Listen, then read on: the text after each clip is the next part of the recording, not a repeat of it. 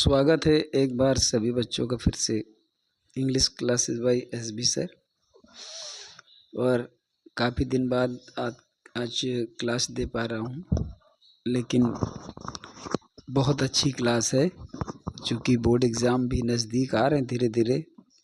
और जहाँ तक इंटरमीडिएट के बच्चों का सवाल है तो प्रिपरेशन उनकी ज़बरदस्त होनी ही चाहिए। इसलिए चलते हैं।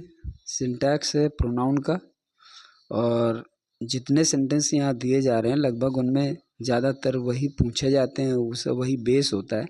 तो अगर उसी तरह के ये आज की एक्सरसाइज कंप्लीट कर लेते हैं तो निश्चित तौर पर प्रोनाउन से संबंधित कोई परेशानी नहीं आएगी। तो चलते हैं एक्सरसाइज की तरफ। एक्सरसाइज से पहले ये एक बहुत अच्छा थॉट लिखा हुआ है जो अरस्तु जो विद्वान थे उन्होंने लिखा है। Aristotle, no great mind is ever existed without the touch of Madrid. मतलब कहते हैं ना कि जैसे कोई महान मस्तिष्क इस दुनिया में कभी अपना अस्तित्व नहीं बना सका जब तक उसमें पागलपन का प्रभाव न हो। यानी किसी काम को करने के लिए उन्माद होना बहुत ज़रूरी है। पागल होना ज़रूरी नहीं है, लेकिन वो उसका सेंस है कि मतलब उसमें बिल्कुल पैशन आ जाना चाहिए, उस काम के प्रति बिल्कुल डेडिकेशन होना चाहिए, डिटर्मिनेशन होना चाहिए, तब जा कर के वो महान बन पाता है। तो चलिए, बहुत अच्छा थॉट था इसलिए इसको मैंने टाइप कर दिया था। Correct the following, take anything which you like लिखा हुआ है। अब ये सेंटेंस है जो पूछा जाता है, और इसका नियम ये होता है कि जैसे ऑल है, एनीथिंग है, ओनली है, एनी है, नन है, नथिंग है, ये सभी जैसे अदर्स है, ये सभी इंडेफिनिट प्रोनाउन होते हैं। और जब ये इंडेफिनिट प्रोनाउन आ जाता है तो नियम होता है कि विच नहीं आता, फिर क्या आता है, दैट आता है। और भी इसके नियम है, जैसे कि कोई इंट्रोगेटिव सेंटेंस बन रहा है, आगे क्वेश्चन वर्ड है, तो उसके साथ कोई रिलेटिव प्रोनाउन नहीं आता। और एक नियम है कि जब सुपरलेटिव डिग्री का यूज़ होता है तब भी विच नहीं आता, दैट ही आता है। जैसे this is the best book that I have ever read, this is the best movie that I have ever seen.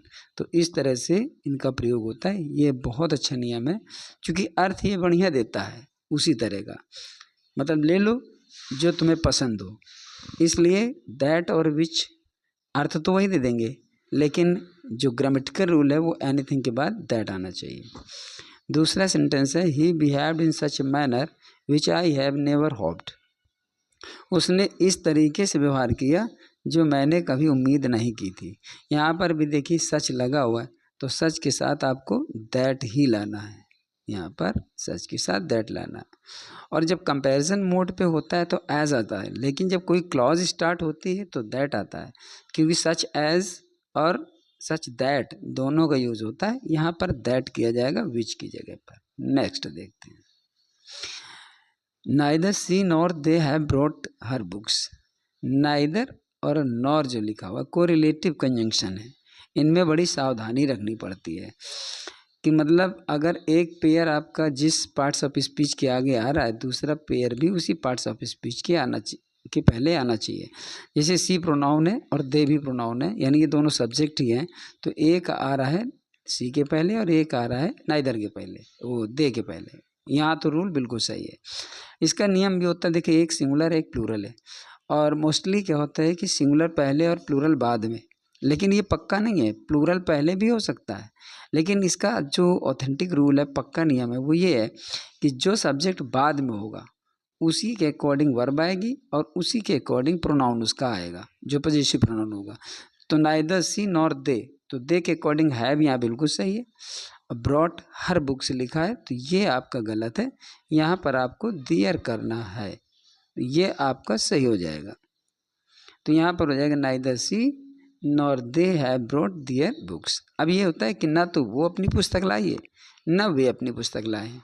तो जो ये फर्स्ट क्लॉज होती है नाइदर सी की, तो सी वाली क्लॉज को हिडन रखा जाता है और बाद वाली क्लॉज को फोकस में रखा जाता है और उसी के अकॉर्डिंग वर्ब और प्रोनाउन यूज़ किया जाता है। तो ये अब क्लियर हो गया होगा। चौथा है you should avail of this opportunity. कुछ ऐसी वर्ब्स होती हैं जिनके बाद में रिफ्लेक्सिव प्रोनाउन यूज़ करना कंपलसरी होता है, जैसे अवेल होता है, प्राइड होता है, एब्सेंट होता है, और जैसे एवेंज होता है या इंजॉय होता है। बेसिकली इंटरमीडिएट लेवल पर इतनी ही वर्ब्स पूछी जाती हैं, और वो भी इंटरमीडिएट में 2 वर्ब्स ज़्यादा पूछी जाती है, एक अवेल पूछा जाता है, एक इंजॉय पूछा जाता है। अगर ये 2 तरीके आपके बदल गए, एब्सेंट को आपको समझना पड़ेगा क्योंकि वो एडजेक्टिव भी होता है, जब वर्ब की तरह इस्तेमाल किया जाए तभी की बात है ये। और जो प्राइड है ये नाउन भी होता है, लेकिन ये वर्ब भी की तरह जब इस्तेमाल किया जाए तभी आप इसका रिफ्लेक्सिव प्रोनाउन सब्जेक्ट का यूज़ करेंगे, अदरवाइज नहीं करेंगे। अब अवेल ये पूरी तरह वर्ब है, अवेल माने लाभ लेना होता है। You should avail of this opportunity. अब यहाँ पर क्या होता है, अवेल के बाद जब ये वर्ब आती है तो जो सब्जेक्ट होता है उसका रिफ्लेक्सिव प्रोनाउन यहाँ पे सेट किया जाता है। तो यहाँ पर क्या है, यू है तो यहाँ पर आ जाएगा आपका योर सेल्फ, तो यहाँ पर लिखा जाएगा योर सेल्फ और सेंटेंस आपका ऑटोमेटिकली सही हो जाएगा। You should avail your self of this opportunity.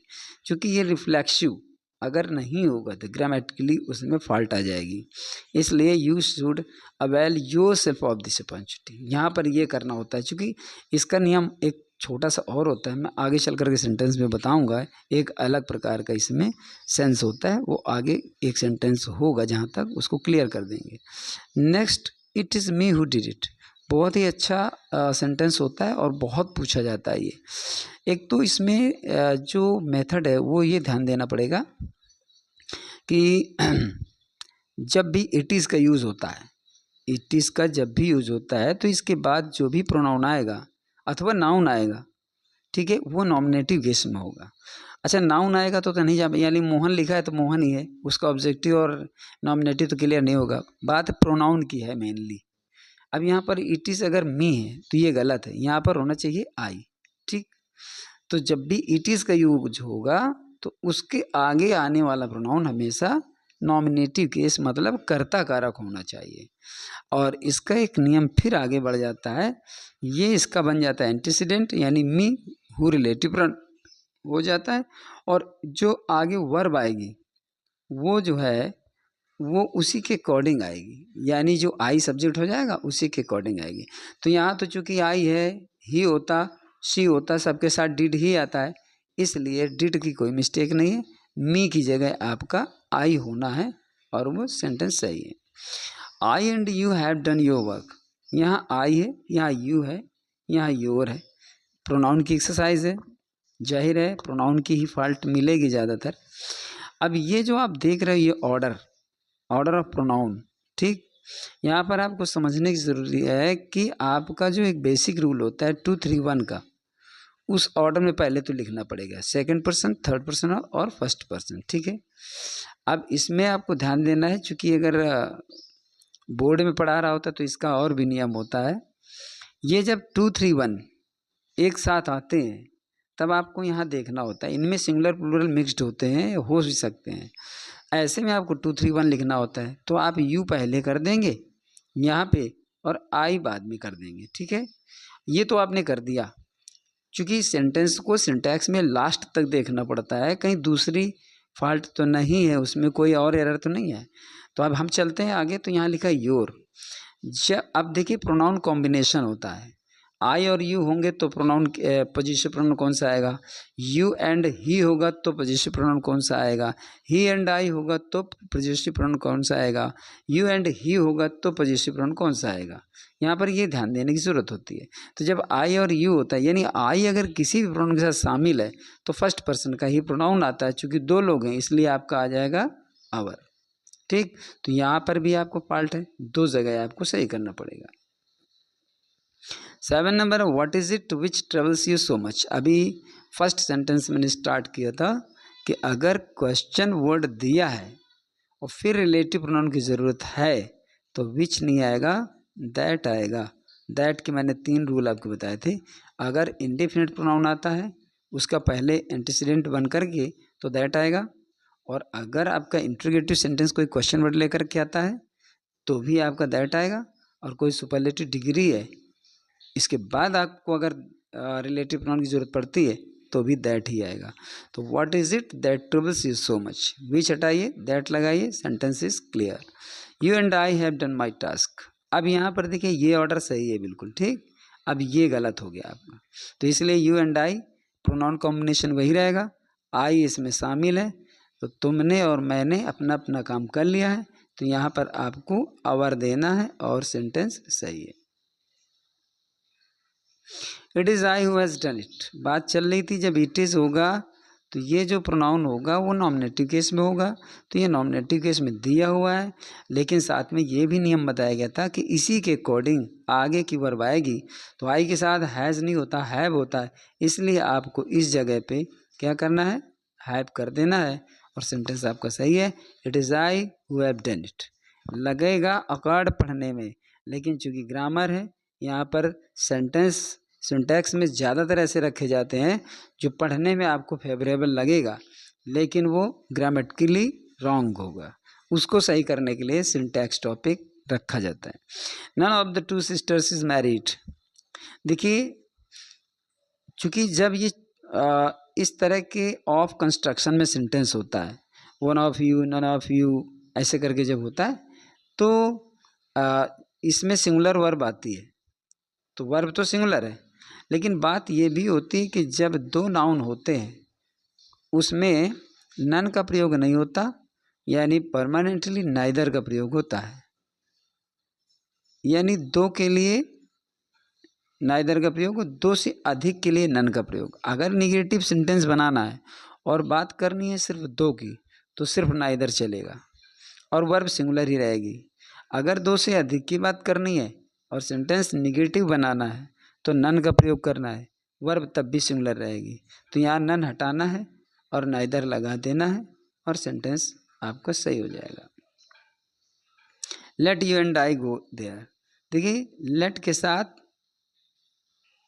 हमेशा ऑब्जेक्टिव केस का प्रोनाउन आता है, objective case, let me, let her, let him, let us, let them, ऐसा ही आता है ठीक। और यह तो नाउन आएगा तो सीधे नाउन आ जाएगा, let the boy, let Mohan, ऐसे करके हो जाएगा। लेकिन बात प्रोनाउन की है, चूँकि एक्सरसाइज प्रोनाउन बेस्ड है तो ऑब्जेक्टिव केस में लेट के बाद प्रोनाउन होना चाहिए, तो यू तो इसका ऑब्जेक्टिव और नॉमिनेटिव एक ही होता है, तो ये तो यू सही है। जो ये आई है ये रॉन्ग है, तो यहाँ पर करना है me, let you and me go there, मतलब तुमको और मुझे वहाँ जाने दो, अर्थात वहाँ जाना है।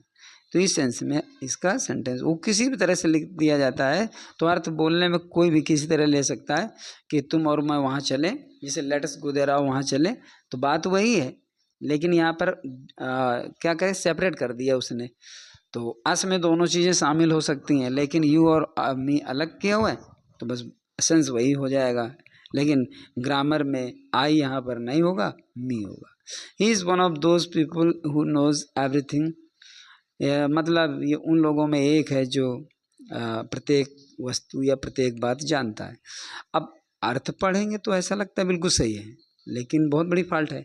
जब रिलेटिव प्रोनाउन आता है, ठीक है, अभी बात चल रही थी, उसके पहले जो उसका एंटीसीडेंट होता है जिसको हम पूर्ववर्ती कहते हैं, आगे की वर्ब उसी के अकॉर्डिंग आती है, ये बात बहुत अच्छी तरह याद रखना है।